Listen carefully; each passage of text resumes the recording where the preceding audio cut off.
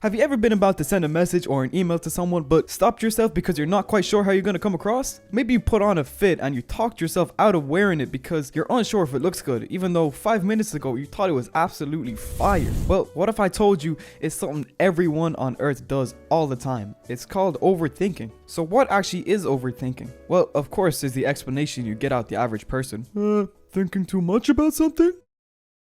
Wrong. Well, you're kind of right, but it goes deeper than that. It's more than just the basic psychological reaction, so let's get into it. Overthinking is really our brains trying to create certainty where certainty just isn't present in our own heads. It's like trying to find our own perfect answer, even though the answer may be right in front of us. It can definitely vary from situation to situation. Imagine situation A. You've been talking to someone over text for the past few weeks. Maybe you met them at school or at work or even online. That's impossible. So you're gonna meet this person in the real world for a hangout or maybe even a date, and you just picked out the perfect outfit. You're looking fresh, you're looking clean. I look good, I look good, I look delicious. But as you're about to leave the house, you catch a glimpse of yourself in the mirror. Hold up.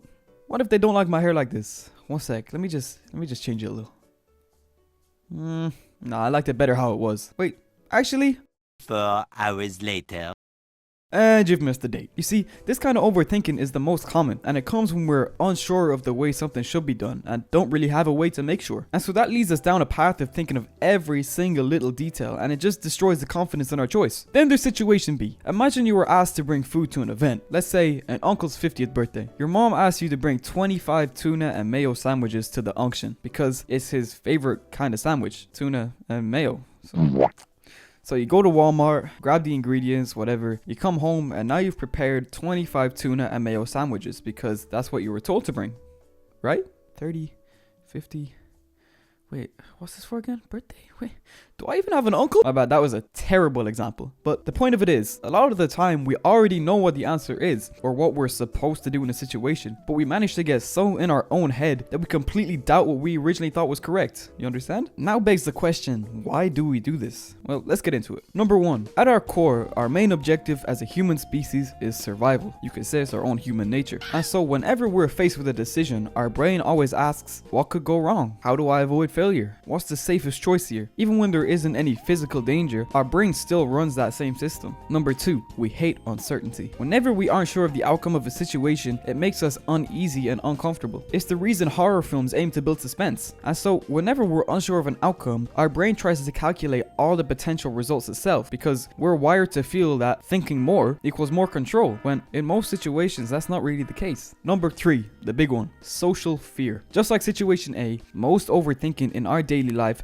comes from the fear of judgment from others. It can decide what we wear, how we act, and even how we speak. To our brains, fitting in equals safety. As back in the Stone Age, if you were an outcast, have fun making friends with the woolly mammoths and cheetahs, bro. That's all you. And lastly, number four, it's just too many choices. In the modern world, no matter what it is, from ice cream flavors to Minecraft strip mining techniques, there are just too many choices that completely overload our brain and its decision-making system. So it just kind of like breaks. You get me? Okay, so that's why we overthink. But is it a bad thing? Well, in most situations, yes. Yes, it is. I mean, if you really think about it, it's just overcomplicating everything for no reason, and it kills action. I mean, sometimes we think about so many different things that we end up talking ourselves out of making the correct decision. It creates fake problems in our brain. If I wear red, then she'll feel intimidated. But red is the color of romance. It's like if you just wore the blue jacket that you put on originally, this wouldn't be a damn problem. And it just traps you in this loop of low confidence. So how do you actually go about fixing your overthinking? Well, switch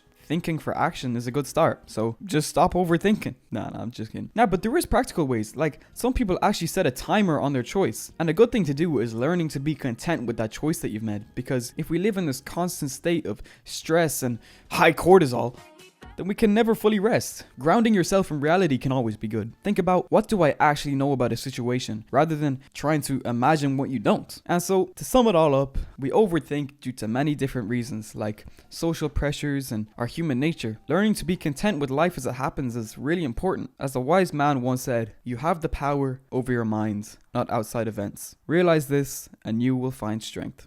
Joe Bartolozzi.